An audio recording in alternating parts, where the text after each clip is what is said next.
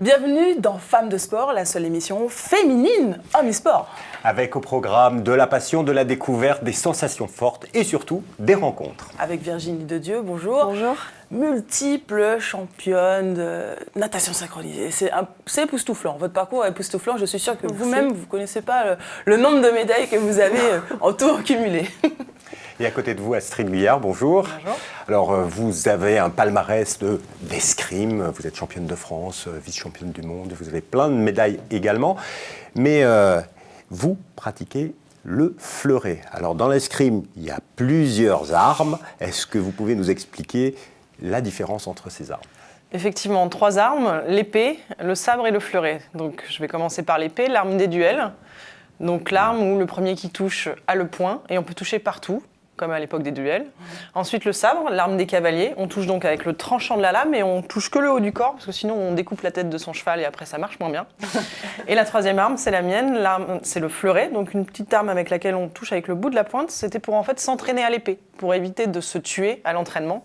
On a inventé cette petite arme plus maniable et donc on ne touche que en fait, le buste. Et là par contre il y a des règles de priorité, c'est l'attaque qui touche. Et comment vous avez choisi le fleuret plutôt que les autres armes ? Le hasard a choisi pour moi et il se trouve que dans mon club d'origine au Vésiné, on ne faisait que du fleuret. Donc c'est comme ça que voilà, ça s'est imposé à moi. Vous êtes sur la route de Rio, comme beaucoup d'autres en ce moment. Vous revenez d'une compétition, je crois. Comment ça s'est passé ? Ça s'est relativement bien passé. J'ai consolidé, on va dire, mes points sur la route de Rio. Donc il reste une dernière compétition sélective en mars à La Havane. Et c'est là où j'obtiendrai le billet définitif pour Rio. Parce que l'objectif, c'est d'être dans les 14... Voilà, le but, c'est d'être dans le top 14 mondial en mars, en fait. Et donc, c'est des points qui s'accumulent quand même depuis avril dernier. Donc, ça fait une sélection qui dure 11 mois. C'est assez long. Un vrai stress.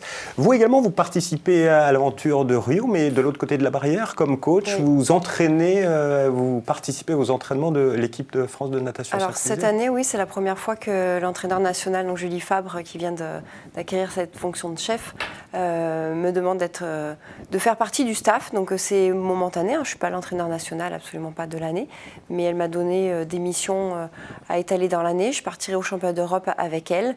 Je ne pars pas au jeu, bien entendu, mais par contre, en effet, je participe à leur préparation, à leur travail technique, etc. Et pour parler de la route des Jeux, je participe également avec les Espagnols, notamment le duo espagnol, donc qui sont des filles qui sont vice-championnes olympiques, donc qui ont une grosse demande sur l'arrivée de Rio, là. Et donc, je participe à la chorégraphie. On fait souvent appel à vous ? Tout le monde veut travailler avec vous ? Alors, souvent non. J'arrive à avoir en effet des missions tous les ans, différents pays. Je suis intervenue peut-être dans 5 ou 6 pays depuis que j'ai arrêté ma carrière de sportive, donc c'est agréable. En tout cas, je trouve que c'est très riche parce qu'on se rend compte de nouvelles façons de fonctionner et ça apporte pour nous aussi, quoi. Justement parce que vous êtes triple championne du monde de natation synchronisée en solo. Je ne vais pas faire le compte des médailles. Il y en a 24 internationales, 34 en tant que championne de France, 34 à 36 ans. Y a-t-il un problème de compte ? Alors non, il n'y a pas de problème de compte, tout simplement parce que la natation synchronisée, on a plusieurs disciplines. On n'est pas spécialisé comme en patinage où on fait que le couple ou l'individuel. Donc chez nous, il y a le solo qui se fait toute seule, le duo à 2, le ballet d'équipe à 8. On a un nouveau ballet d'équipe qui s'appelle le combiné, qui est un petit peu un mixte des 3. Et on a depuis l'été dernier le duo mixte, donc un homme, une femme, qui a été proposé au championnat du monde. Pour la première fois. Donc j'ai été championne de France sur plutôt les 3 disciplines, parce que le combiné est quand même assez jeune, d'une petite dizaine d'années. Le duo mixte vient d'arriver cette année, donc sur mes titres de championne de France, c'est solo, duo, ballet d'équipe avec mon club d'Aix-en-Provence. Alors maintenant, comme la tradition le veut, c'est le moment du zapping. Vous allez découvrir un petit peu toutes ces belles images que les chaînes de télévision locales nous ont envoyées. Regardez.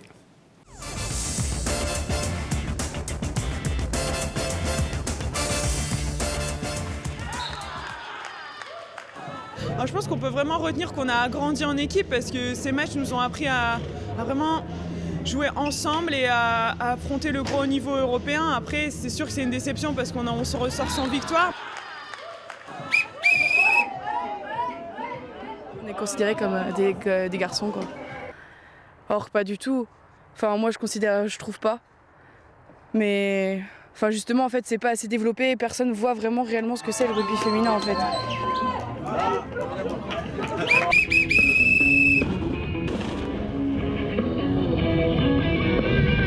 Un peu compliqué, il y a 4 kickers, donc il faut être vachement varié. Et puis ça s'enchaîne très vite, mais ça fait partie du slop, il faut s'adapter. Je m'appelle Clara, j'ai 10 ans, j'adore le ping-pong et ça fait 4 ans que je joue au ping-pong. On reste avant-bras revers et tu penses à ta hanche en coup droit. Allez, geste court en revers, percussion. Je ne vais pas dire que ça nous sociabilise, mais ça nous permet de rester sociables. Parce que ce n'est pas parce que nous sommes en prison que nous ne sommes pas sociables. On a fait des erreurs, on les paye, mais ça ne fait pas de nous des gens associables. En fait, j'ai accompagné mon frère faire du judo. Donc les salles étaient à côté et un jour, j'ai vu l'escrime. Ça m'a plu, donc j'ai un peu observé et puis j'ai demandé à mon père pour essayer.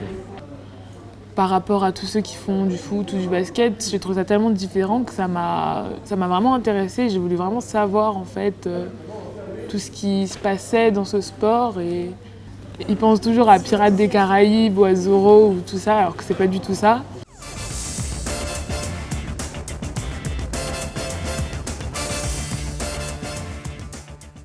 Alors on l'a vu, on a des jeunes sportifs qui veulent devenir athlètes de haut niveau et il faut leur conseiller de faire des études en même temps. Et vous, Astrid, vous êtes quelque part une réussite dans ce domaine puisque non seulement vous êtes athlète de haut niveau, mais vous avez pu faire des études de haut niveau. Vous êtes ingénieur, vous construisez des fusées aujourd'hui. Comment on peut mener de pair ces deux objectifs ? Alors déjà, en escrime, c'est une nécessité ce double projet. Je ne peux pas être professionnelle de mon sport, c'est-à-dire que je m'entraîne quasiment comme une professionnelle, mais par contre je n'ai pas de revenus suffisamment conséquents pour pouvoir vivre de mon sport. Donc il me faut faire des études, il me faut travailler ensuite.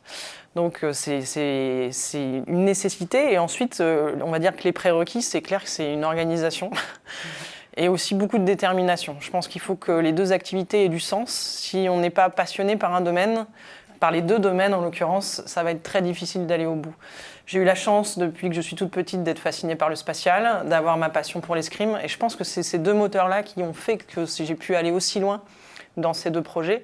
Et j'en suis très contente, mais très sincèrement, ça a été beaucoup de fatigue. Et, de sacrifices. Des sacrifices, oui, non, parce que ça a du sens. Voilà, c'est ça. Le sacrifice n'est plus là. Parce que vous aussi, vous avez fait des études de haut niveau. Vous êtes également architecte de fusée d'un côté, architecte d'intérieur. On a deux architectes d'intérieur, c'est ce qui est drôle. Une dans l'espace et une un peu plus proche de nous. Tout à fait la même chose. Et c'est la passion qui permet de faire ces études. C'est complètement parallèle à Astrid, puisque depuis toute petite, apparemment depuis que j'ai 5 ans, je dis que je veux être architecte. Donc les études d'architecte dit DPLG, ça a changé, mais c'était vraiment compliqué avec nos 8 heures d'entraînement par jour. Mais j'ai choisi quelque chose qui était vraiment très proche et qui me permet de travailler avec eux aussi. Donc je suis architecte intérieur et designer. Et c'est exactement la même chose, on n'est pas professionnel, donc on le sait, c'est une culture finalement dans nos sports. On sait très bien qu'il faut qu'on fasse des études en parallèle et qu'on pense à notre reconversion une fois qu'on a terminé notre carrière, qui est dans un premier temps prioritaire. Donc on accepte d'étaler nos cours, de perdre entre guillemets des années, ce qui nous permet de les faire durer un petit peu plus. Donc moi, ça équivaut à un master, c'est 5 ans. J'ai qu'une seule école qui m'a acceptée quand même. Donc, j'étais à l'INSEP, j'ai tapé à une dizaine de portes et il y a seulement l'école bleue qui m'a acceptée en disant ça m'intéresse, on va voir ce qu'on peut faire. Toutes les autres, elles m'ont dit arrêtez le sport, c'est pas la peine, vous n'y arriverez pas. Justement, comment on s'organise par rapport à ces parcours atypiques ? En fait, c'est aussi beaucoup une histoire de rencontre, comme vient de le dire Virginie, c'est-à-dire qu'il faut aussi avoir la chance de rencontrer au bon moment la bonne personne qui va vous accompagner dans ce double projet et qui va le rendre possible. Moi, j'ai eu la chance de rencontrer mon directeur d'école d'ingénieur qui a tout de suite compris que mon profil atypique que tout le monde refusait pouvait apporter quelque chose à son école et il a eu envie de m'accompagner là-dedans, dans cette aventure. Mais si j'avais jamais rencontré cette personne, peut-être que tout ça n'aurait pas été possible. Oui, c'est vachement important donc de rencontrer, d'avoir des personnes qui aident les sportifs, parce qu'on a plutôt tendance à envoyer les sportifs et les sportives de haut niveau vers des études de sport. Oui, tout à fait. Des brevets d'État, le professorat. C'est quoi, c'est par facilité alors ? Pourquoi on les dirige vers des chemins qui ne ressemblent pas forcément à leurs rêves ? Je pense que c'est par facilité, oui, parce que Pardon. On a la possibilité d'aménager ces études-là. Sur place, souvent, ouais. dans les centres nationaux, donc notamment à l'INSEP, tout est fait pour... pour STAPS, par exemple. Voilà, oui. Mais pas pour le architecte. professorat, non, c'est nous à aller chercher C'est sûr les que écoles les fusées, c'est plus compliqué. c'est ailleurs, ouais. Mais il faut travailler ça au niveau des fédérations, convaincre les entraîneurs et les fédérations de donner un autre avenir aux sportives ou travailler plus également du côté des directeurs d'école. Je pense que c'est les deux en même temps. C'est très très large. C'est aussi culturel, c'est-à-dire c'est de faire comprendre aussi qu'est-ce que peut apporter un sportif dans une institution, dans une entreprise, au sein d'une école. Ça peut être une vitrine, c'est quelqu'un qui est déterminé aussi, donc il faut voir les qualités morales et personnelles qui peuvent être un plus. Donc il y a plein de choses à aménager, notamment le statut, c'est ça Vanessa? Ouais, justement, il me semble, Astrid, que vous avez poussé pour que le statut du sport avec Virginie. Avec Virginie, on a les bonnes personnes. Expliquez-nous la différence peut-être, ou en grande ligne, la différence entre l'ancien statut ou le statut qui n'existait pas. Ah, il n'y en avait pas, oui. Et voilà, statut. il n'existait rien du tout, et aujourd'hui il commence à exister. Alors qu'est-ce qui existe maintenant ? Pour bien comprendre ce qu'il en était avant que la proposition de loi soit adoptée à l'Assemblée nationale, avant nous avions le même statut que quelqu'un qui fait un footing le dimanche matin. Oui. Alors qu'on y consacre 5 heures par jour et que c'est... 8 heures. Donc voilà. En fait, dans le rythme, on est professionnel, puisqu'on a un horaire de professionnel, mais on n'a absolument pas le reste. Et donc on n'avait pas de... Non, pas d'argent. Ok, d'accord, pas d'argent, mais c'est surtout pas de couverture sociale. Voilà. C'est ce qui... En cas de blessure, pas de retraite. En cas de blessure, tout s'arrête du jour au lendemain. Plus de revenus, les maigres revenus qu'on pouvait avoir, tout s'arrête. Et qu'est-ce qu'on fait après ? Quels ont été les grands acquis alors sur ce statut? Justement, la couverture sociale, c'est-à-dire qu'à partir de maintenant, on va avoir une cotisation qui fait qu'en cas de blessure, il va pouvoir y avoir une couverture des frais médicaux, des indemnités journalières également pour les jours d'absence ou en cas de perte de licence, et puis également certains accès à des écoles, justement pour faciliter l'accès à certaines études, aménager ces études, et puis également une facilité d'insertion sur le marché de l'emploi. Alors maintenant, on va regarder ensemble un sujet qui nous a été envoyé par Wéo. C'est sur un sport que vous connaissez peut-être pas, la boxe française, mais surtout c'est une histoire de couple que vous allez découvrir. Regardez. Dans la famille boxe française Savate, je demande d'un côté le mari, Jean-Marc, plusieurs fois titré durant sa carrière jusqu'à la ceinture mondiale, et de l'autre, son épouse, Colombe. Au centre de débat, le titre européen acquis par cette dernière en 2015. Mais avant de parler sport, revenons sur l'histoire de ce couple, parents de 2 enfants, ou comment joindre l'utile au très agréable. D'un point de vue sportif, c'est avec lui que j'ai commencé la boxe, donc le coup de foudre a été double, je dirais, pour la discipline et pour l'homme. Et donc c'est avec lui que j'ai commencé la boxe, et c'est lui qui m'a fait progresser, c'est lui qui me suit toujours en compétition, qui est toujours dans mon coin. Très peu pour le pire, surtout pour le meilleur, c'est la définition de l'union sportive de ce couple concernant la carrière de Colombe. Sa carrière s'est envolée à partir de ses études. Très vite, elle a choisi la boxe française Savate. Ce qui m'a plu, c'est l'aspect esthétique, aérien, fluide. Enfin, voilà, c'est très souple, c'est des mouvements de pied, et c'est aussi l'aspect ludique. On joue un peu au chat et la souris, on essaye de toucher sans se faire toucher, donc ça me plaît beaucoup. L'année 2015 a été synonyme de rêve pour Colombe. Outre le titre européen en catégorie assaut, catégorie où les coups sont contrôlés, elle est aussi montée sur la plus haute marche au niveau français. Place à présent à 2016 et ses nombreuses ambitions. Les objectifs, idéalement, ce serait les championnats du monde, idéalement. Maintenant, ça suppose d'être de nouveau championne de France, ce qui est très difficile. Et puis, il y a la gestion du reste. Outre les entraînements, ici à la salle d'Eubert de Lille, Colombe est aussi podologue à la Bassée. On y ajoute donc sa vie d'épouse et de mère. En un mot, pour éviter le chaos en matière de surmenage, Colombe va devoir gérer au mieux 2016. Virginie, vous avez une vie de famille, vous nagez, vous coachez un peu en équipe de France, vous travaillez en tant qu'architecte d'intérieur, mais comment on arrive à tout concilier ? Alors le mot d'ordre, c'est l'organisation, même si on a forcément des failles. c'est se donner à chaque fois un temps pour quelque chose. Donc oui, la priorité, c'est quand même la famille. Donc l'année dernière, quand j'ai repris pour les championnats du monde, par exemple, j'ai mon travail de la journée, sauf quand je suis en déplacement. Bon, ça, c'est encore une autre organisation. Mais de manière générale, j'allais plutôt m'entraîner entre midi et 2. Donc j'essayais de absolument pas y aller le soir pour être présente, pour aller chercher mes enfants ou les accompagner sur du sport parce qu'ils font du sport. Alors, là, on a vu dans le sujet donc un couple qui s'entraîne et une femme qui s'est entraînée avec un homme et qui est devenue championne. En escrime, ça y est, on s'y est mis également. Les femmes s'entraînent avec les hommes, c'est utile. Effectivement, la mixité a vu le jour en escrime puisque je m'entraîne quotidiennement avec les garçons. Et ça a une vraie plus-value d'un côté comme de l'autre. C'est vrai que nous, ça va apporter de la confrontation, une intensité physique, parce que ça va vite quand on est face à un garçon. Et puis pour les garçons, ça va leur permettre de travailler la technique, parce qu'on est peut-être moins rapide, mais par contre, nous aussi, on a de la technique. Et au niveau de la tactique, on va réussir à les surprendre. Donc eux, ils vont devoir faire des adaptations technico-tactiques. Et du coup, d'un côté comme de l'autre, ça ne nous apporte pas les mêmes choses, mais au final, tout le monde progresse. Donc une mixité gagnant-gagnant. Vous, Virginie, on l'a dit, on l'a évoqué l'année dernière, c'était la première fois qu'au championnat du monde, il y avait lieu un duo mix. Vous étiez avec Benoît Beaufils. Je crois que vous êtes pour cette évolution de la mixité, alors que d'autres nageuses sont pas forcément pour. Oui, moi je pense que ça peut apporter quelque chose, comme en patinage. Je ne vois pas pourquoi les garçons, on leur interdirait de nager s'ils ont envie. Donc, par exemple, l'exemple de Benoît, il a commencé à mon âge, donc il a un an de plus que moi, il a commencé à 6 ans. On s'est suivi toute notre carrière. À un moment donné, il était limité, parce qu'en championnat de France, il était là, mélangé avec les filles. En international, il n'avait pas le droit d'y aller.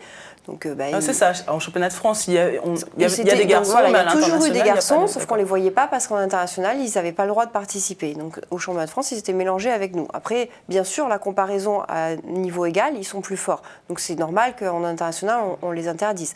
Du coup, de faire une discipline à part entière pour eux, donc pour l'instant, c'est dans le duo mix, ils ne sont pas en individuel ou qu'en équipe parce qu'il n'y a pas assez de garçons pour faire 8 garçons dans l'équipe, c'est déjà une avancée. Donc, il y a eu 8 pays cet été. On sait qu'il y en a d'autres qui se préparent, qui n'ont pas voulu y aller parce qu'ils n'avaient pas le niveau. Mais techniquement et physiquement, ça peut apporter des choses différentes. Nous, on a essayé de monter la chorégraphie. Pas du tout en tant que copier-coller d'un duo de 2 filles. On a essayé d'utiliser la force de Benoît et de trouver des choses plus en contact, plus en lien tous les deux que de filles qui sont robotisées et très parallèles en fait. Ça, c'est quelque chose qui vous intéresse, de faire évoluer la natation synchronisée, la chorégraphie. C'est ce que j'aime énormément. J'ai toujours fait mes chorégraphies, c'est pour ça qu'on m'appelle aujourd'hui. Je suis réputée là-dessus. Et, je trouve ça très riche. Je regarde la danse, les pas de deux. Ça inspire et ça peut faire évoluer de ce côté-là. Oui. Et sur l'aspect mixité de ce sport, c'est vraiment en bonne voie ou il y a encore des points de blocage? Alors, le gros souci pour moi, c'est qu'ils n'ont absolument pas changé le règlement. C'est-à-dire qu'en effet, c'est le même règlement que les filles. Donc justement, cet été, chacun avait son interprétation. Donc nous, on a voulu prendre le parti pris de faire quelque chose de différent, donc de faire quelque chose comme un couple, un pas de deux, alors que les Russes, par exemple, ont fait un duo, ça pouvait être nagé par 2 filles, c'était la même chose. Notre duo ne pouvait pas être nagé par 2 filles, ça n'aurait pas eu de sens du tout. Et là, pour l'instant, c'est à l'appréciation du juge.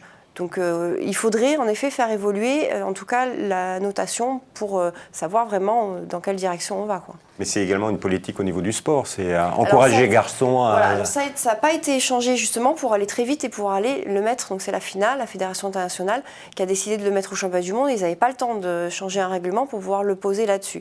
Après, on ne savait pas quel était l'avenir. A priori, ça a l'air d'avoir marché, parce que ça a été la première discipline au point de vue visibilité. Elle a été très regardée. Alors, c'était un peu aussi une nouveauté. Par contre, elle ne sera pas au JO.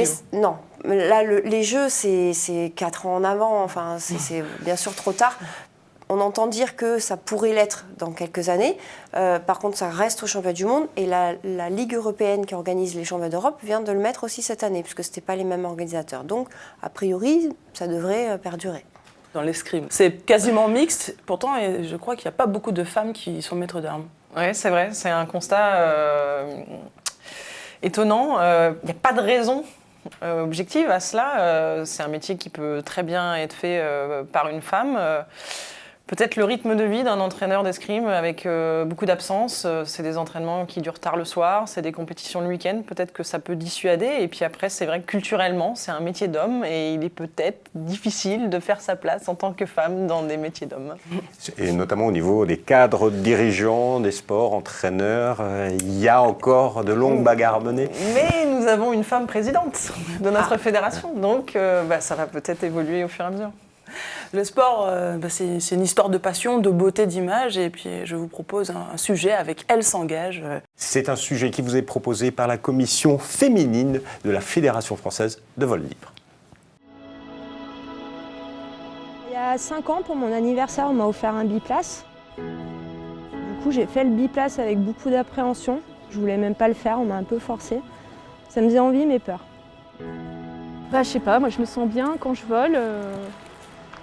Je sais pas décrire ça, mais j'ai toujours envie de voler en fait. C'est comme un rêve qu'on réalise.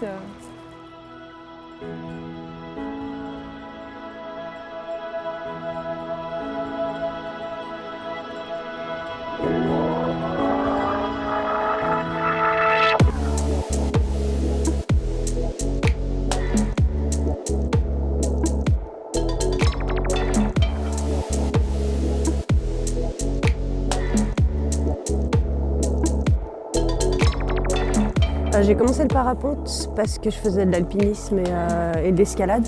Et pour moi, c'était une bonne solution pour redescendre de la montagne. J'ai commencé il y a très longtemps. J'avais 26 ans, c'était il y a très longtemps.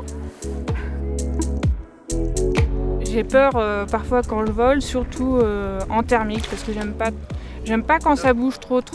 En fait, j'ai pas vraiment d'objectif de performance. C'est plutôt chaque fois que je découvre une manœuvre et que je commence à la maîtriser, j'ai envie d'apprendre la suivante. Quand on arrive en l'air, on peut faire ce qu'on veut. Bon, pas vraiment en pratique, mais on a l'impression qu'on peut faire ce qu'on veut, qu'on peut aller où on veut. Quand je suis sur un déco, je laisse tous mes soucis au déco et ça m'aide à me détendre. Ça dépend de comment je suis. Des jours, je suis énervée, du coup, je sais que je vais avoir besoin de me mettre au-dessus de l'eau, faire un décro, de faire n'importe quoi. J'ai une petite fille de 5 ans et pour pouvoir plus voler, je l'emmène en parapente avec moi. Ouais, je me suis construit un équilibre avec le parapente. Et en fait, depuis, c'est un peu ma raison de vivre, le parapente. J'aime tellement ça que voilà, c'est un truc très important dans ma vie. Ça prend beaucoup de place. Voilà de belles images. Si vous voulez voir l'intégralité du reportage, vous allez sur le site de Femmes de Sport, bien sûr. En tout cas, moi, ça m'a donné envie d'essayer. Est-ce que vous avez déjà fait du parapente ? Oui, j'ai déjà eu l'occasion de faire du parapente à Megève et c'était une sensation hyper agréable. Moi qui ai le vertige, on n'a pas du tout la sensation de shooter, on est tout de suite porté par l'air et c'est hyper doux en fait. Moi j'en ai fait à ski et alors j'avais même l'impression que c'était que ça faisait moins peur qu'en courant. Et c'est vrai, la sensation, on est comme une chaise, sur une chaise, on est tranquille quoi. Donc un sport à conseiller. Ouais, c'était très chouette. Parlons un peu d'avenir, Virginie. Je crois que vous avez plein de projets. Alors, la vie est déjà bien remplie, mais quelle est la suite ? Je continue, oui. Donc l'archi intérieur, bien sûr. Donc j'espère avoir des projets variés. Donc la recherche de moyens sur les projets pour faire des choses très intéressantes. Ma casquette d'entraîneur, donc sur là pour l'instant les Jeux de Rio. Et on en a également une association qui organise des stages d'été qui s'appelle Synchro-Camp. Donc il y a 10 ans. Et donc on accueille des filles du monde entier, de tout âge, de tout niveau, avec une base quand même de synchro. C'est pas des débutantes. Et donc voilà, c'est perdurer toutes ces activités. Et vous, Astrid, j'imagine que vous êtes focalisée, concentrée sur les JO, sur la Havane, c'est ça. Mais est-ce que vous avez, pour après les Jeux, d'autres projets ? Oui, tout à fait. Donc pour l'instant, je suis mise à disposition complètement pour l'escrime, pour cette qualification aux Jeux et ensuite la préparation aux Jeux Olympiques. Et puis après, en septembre 2016, retour à mes fusées. Donc ça va me prendre du temps. Et puis j'ai également quelques activités qui me tiennent à cœur, notamment certaines interventions en entreprise où j'aime bien faire des parallèles entre la vie du sportif, de la sportive de haut niveau et le management. Et puis un petit projet personnel, une collection de livres jeunesse sur le sport pour les 6-9 ans. Ouais. À suivre alors. Vous allez revenir pour en parler. Merci beaucoup à toutes les deux. L'émission se termine. Vous pouvez bien sûr retrouver nos invités, mais l'émission n'est pas encore terminée avec Florian pour l'agenda de Femmes de Sport.